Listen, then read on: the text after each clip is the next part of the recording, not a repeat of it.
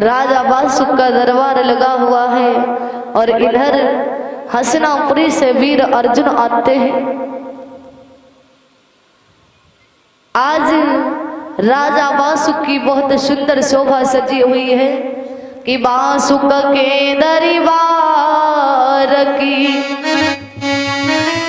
उपमा कहूँ बनाए अत विचित्र महफिल सजी शोभा कही न जाए। जगर मगर होई सभा नाच रही परी खिलौना एक से एक मालूक और नागन के छोना धामिनी और भुजंग मणधारी और पौनिया जे उड़ती पवन के संग जहरी नागयने कन बैठे बासुक की कचहरी जुड़ रही। भक्तों, जिस समय आज इधर राजा बासुक का दरबार लगा हुआ है, आज इधर बहुत सुंदर शोभा सजी हुई है, राजा बासुक की सभा लगी हुई है और हसनापुर से वीर अर्जुन आते हैं। और जब अर्जुन जी आते हैं, बासुक ने जिस समय अर्जुन को आते हुए देखा कि राहत खुशी में बासुक राजा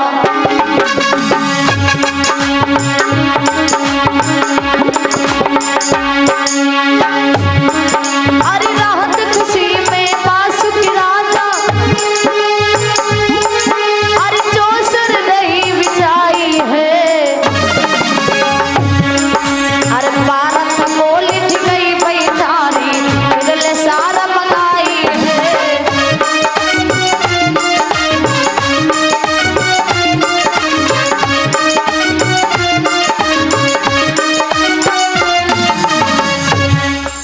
आज भक्तों, जब अर्जुन को आते हुए देखा, बासुक ने आज सुंदर आसन पर बैठारा। और भक्तों, पहले राजाओं में जुआ का खेल हुआ करता था। इधर बासुक की नागनी गर्भवती है और इधर अर्जुन की बहु उत्तरा गर्भवती है। बासुक कहने लगे अर्जुन, तुरंत पासा को मंगवा लिया और कहने लगे अर्जुन, तुम्हारे घर पोता हमारे घर बेटी तो शादी, और यदि अगर हमारे घर बेटा तुम्हारे घर पोती तो शादी। आज भक्तों, जब इस बात पर बाजी लगा लिया और खेल खेलना प्रारंभ कर दिया कि गर्भ की बाजी बदली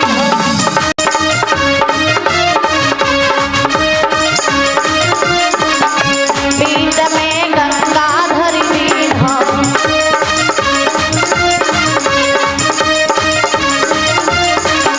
सुना जो तुम्हारे जन्म में आए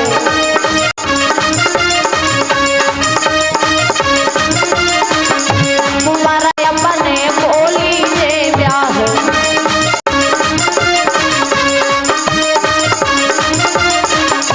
ओहो वे सुना जो सुन जो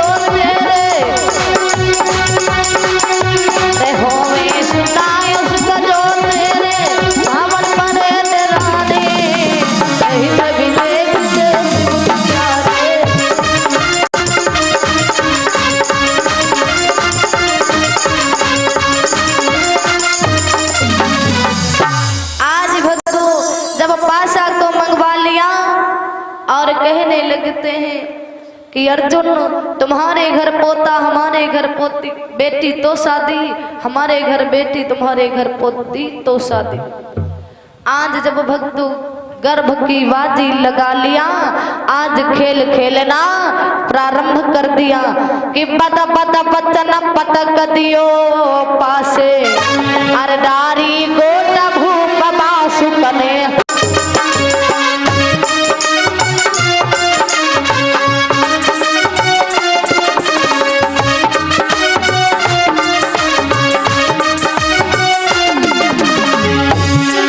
अरदारी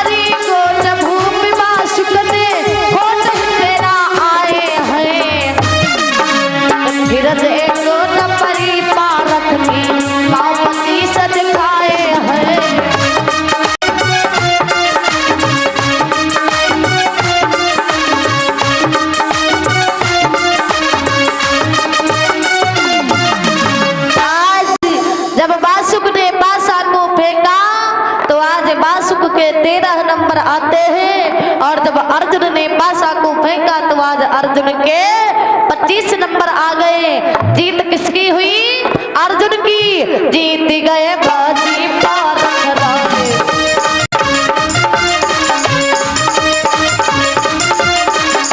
मगन मन में अति ही हर्षाए।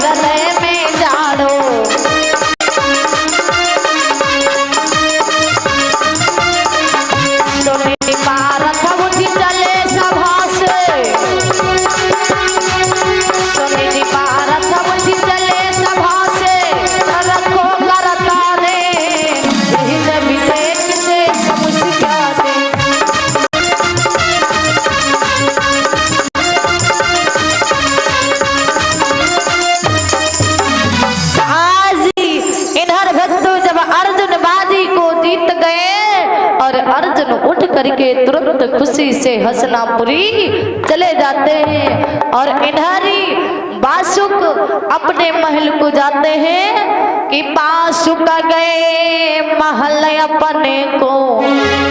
जिसमें आज बासुक अपने महल को जाते हैं, आज बासुक की नागनी क्या देखती है कि मेरे स्वामी आ रहे हैं कि आवत देख नागनी पति को।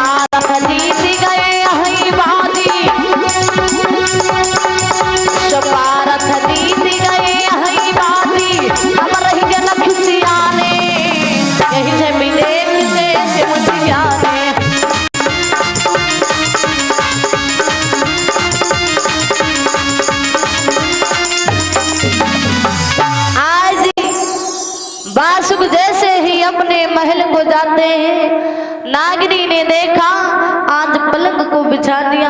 आज बासुक के चेहरे को देख करके नागिनी पूछने लगती है कि स्वामी बात क्या है, आखिर कारण क्या है स्वामी, आप इतना उदास चिंतित दुखी क्यों दिखाई पड़ते हो।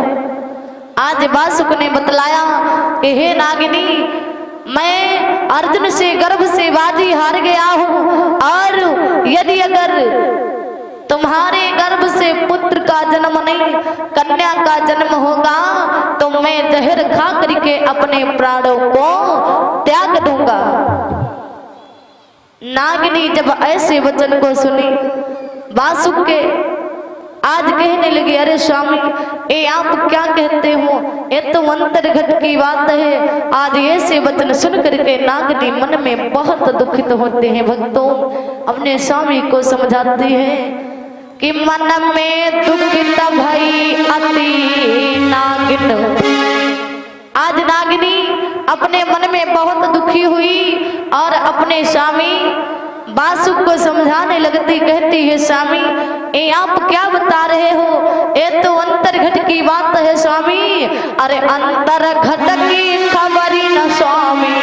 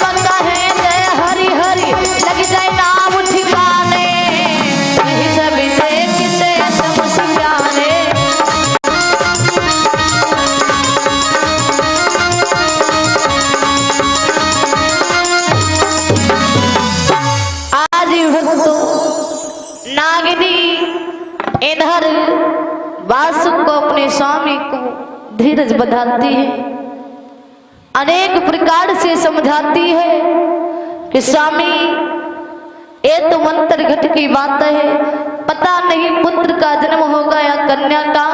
हे स्वामी इसलिए आप भगवान का ध्यान करो, भगवान का भजन करो, भगवान इस समस्या से अवश्य समाधान करेंगे। आज भक्तों धीरे धीरे कुछ समय व्यतीत हुआ। जब धीरे धीरे समय व्यतीत हुआ, आज जब इधर समय आता है, धन्य ही प्रभु जी की लीला बतलाया गया है क्या कि देख के जिनकी महर दुख ब्रजराज हरो, पारथ के भयो कुंवर परीक्षित नाम धरो।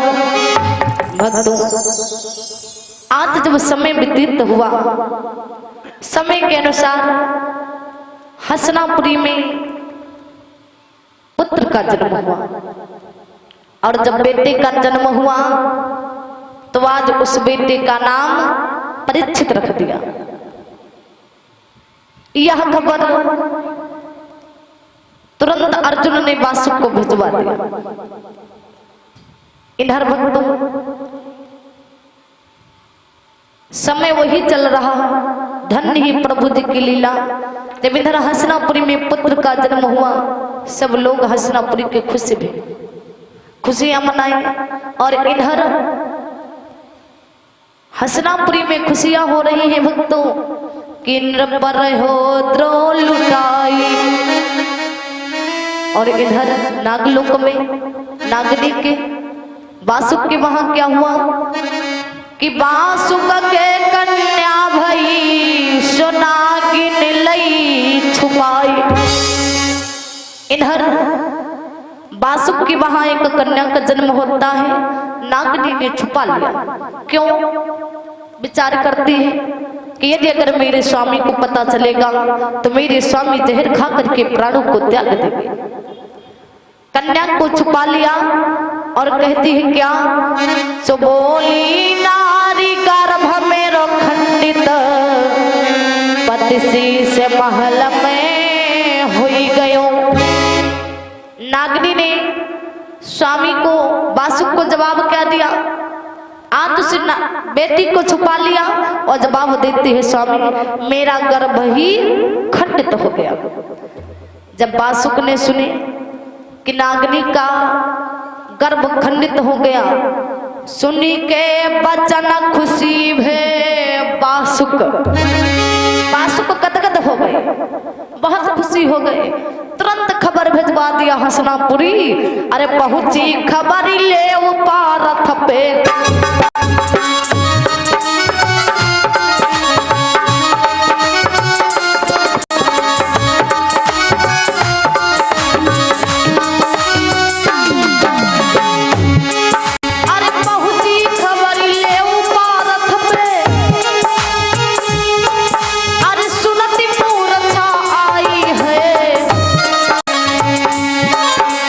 गंगाधरी दूत वासुक ने फिर तीनों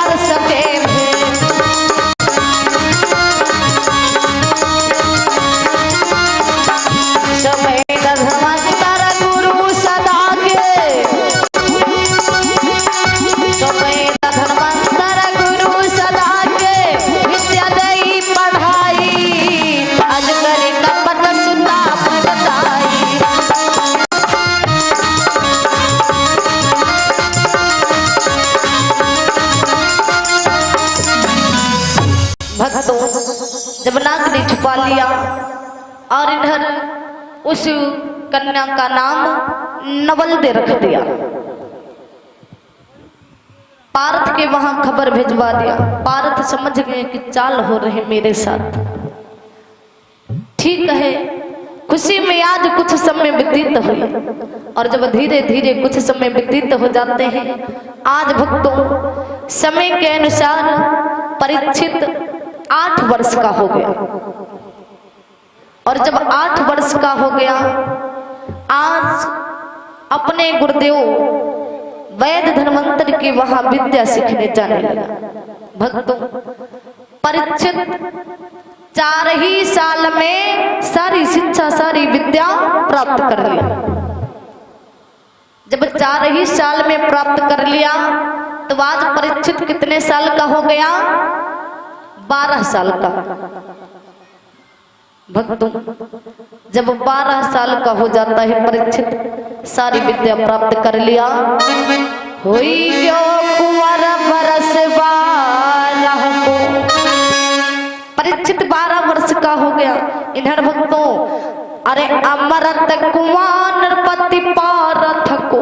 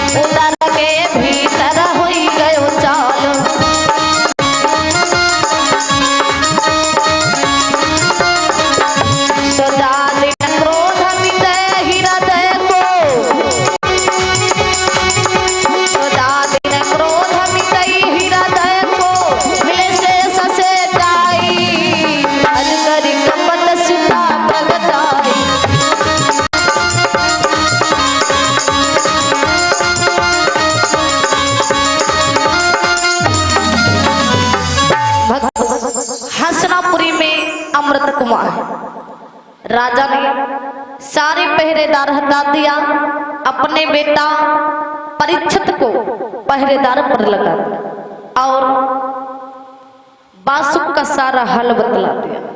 जब बासुक के बारे में सारा हाल बतला दिया, परीक्षित पहरेदारी पर है। भक्तों आज इधर नवलदे भी बड़ी हो गई। जब नवलदे बड़ी हो गई, एक दिन की बात, नवलदे अपने केस को खुला लिए हैं, अपने बाल खुला किए छत के ऊपर खड़ी है। जब छत के ऊपर खड़ी है, नवलदे बहुत सुंदर है। आज छत पे नवलदे खड़ी है कि इतरी तवंती भई नवलदे। नवलदे भी आज सयान हो गई और छत पे खड़ी है, बहुत सुंदर है। कैसे सुंदर है, कितना कि अरे जोवन जोर तरंग अंग में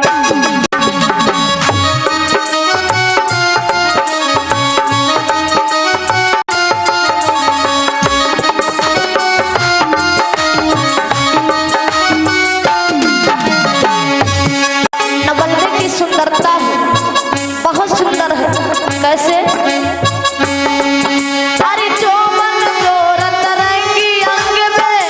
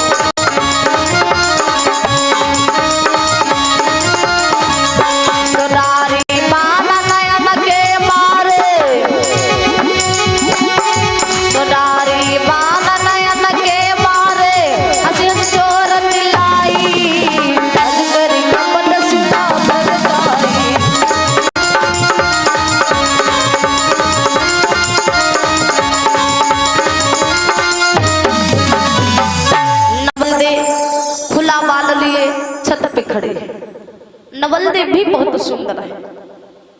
आज इन्हर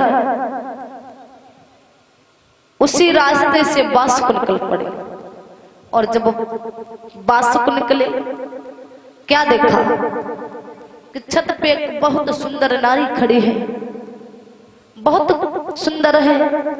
बासुक ने देखा, आज देख करके बासुक का भाव ही बदल गया। बासुक मन में विचार करते हैं क्या आज उसे अपने ही बेटी को देख करके बासुक का भाव बदल गया। भक्तों, बहुत हसीन खुशनुमा चेहरा,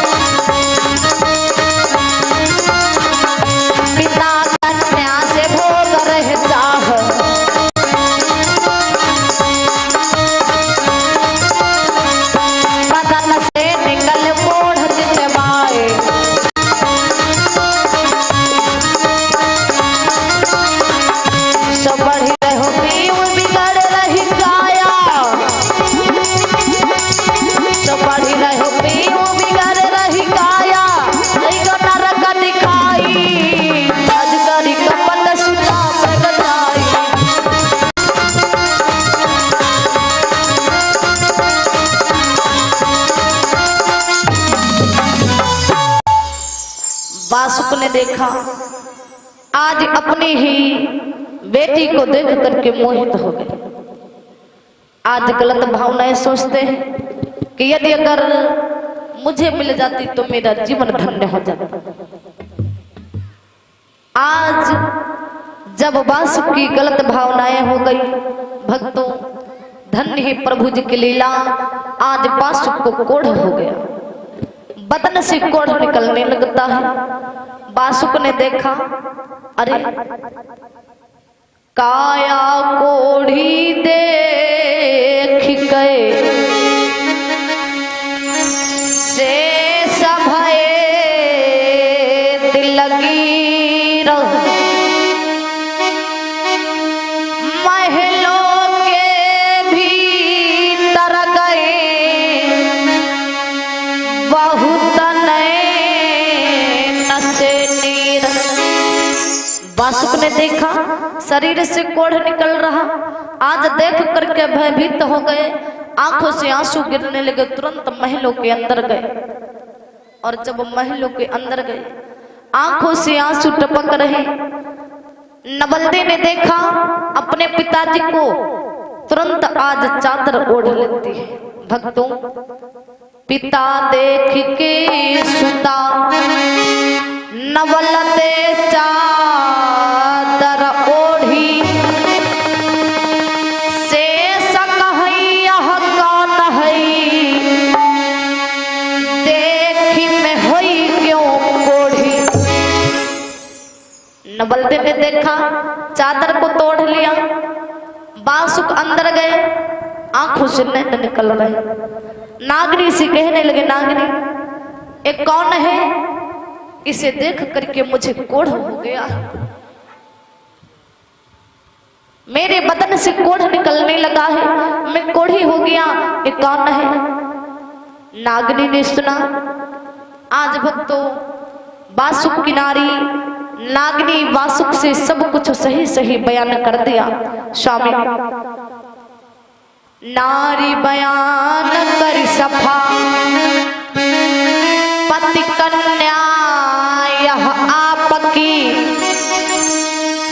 तुम्हें लगो है मनसा पाप, अमृत मिले नहाओ पति, तब सुंदर काया होएगी। नारी ने देखा आज नागनी ने सब कुछ सही सही बयान कर दिया। स्वामी ये आप ही की बेटी है और आप को मनसा पाप लग गया है और आप अमृत से स्नान करो, आपके सुंदर काया हो जाए। वासु कहने लगे नागिनी अमृत मिलेगा कहाँ? नागिनी ने बतलाया स्वामी अमृत तो है लेकिन सुनो कहाँ है। नागिनी क्या बयान करती है सुनो स्वामी। अरे अमृत कुआं पिया पारथ के,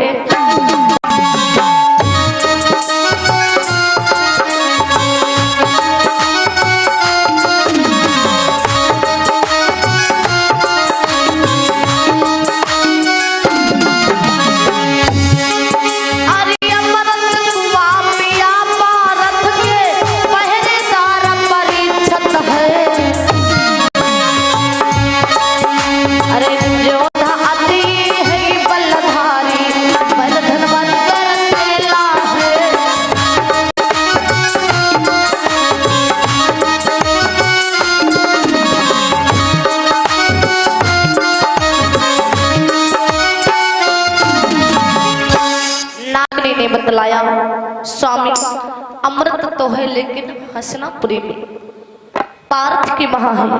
और स्वामी इस समय वहां पर पहरेदार पर परीक्षित है, बहुत योद्धा बलधारी विद्याधारी है, वैद्य धन्वंतर का चेला है।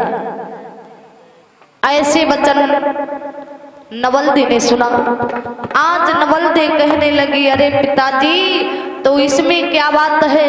नवलदे कही बचन हंस के,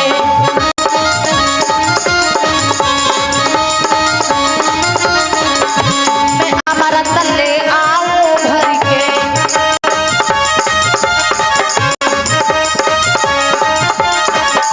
कहीं वासुक ने समझाए,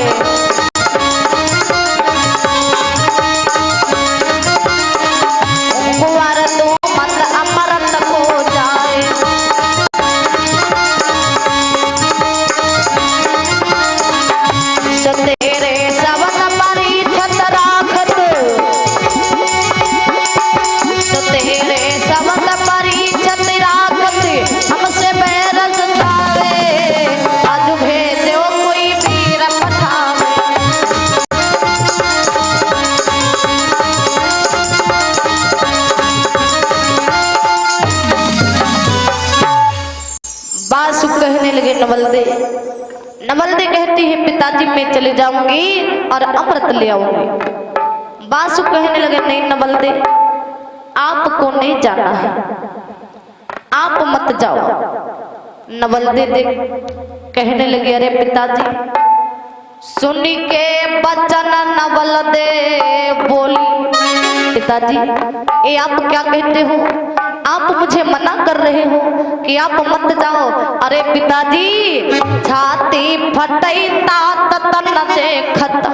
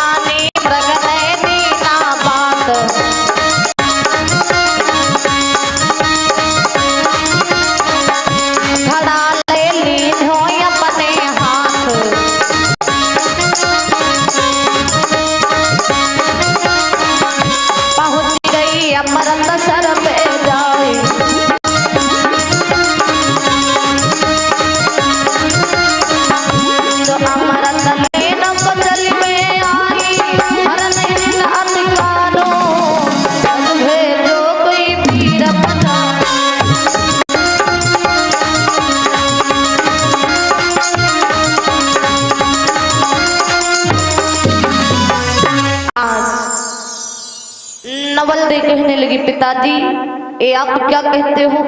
घड़ा ले लिया, मैं अमृत लेकर के आऊंगा। पिताजी, वह परीक्षित मेरा कुछ नहीं बिगाड़ पाएगा, मुझे रोकेगा, मैं झट नागिन बन जाऊंगी, मैं उसके हाथ नहीं जाऊंगी, मैं अमृत लेकर के आऊंगी। घड़ा ले लिया और बात को नहीं मानी, चली गई। भक्तों, आज नवलदे जाकर के हसनापुरी पहुंचे।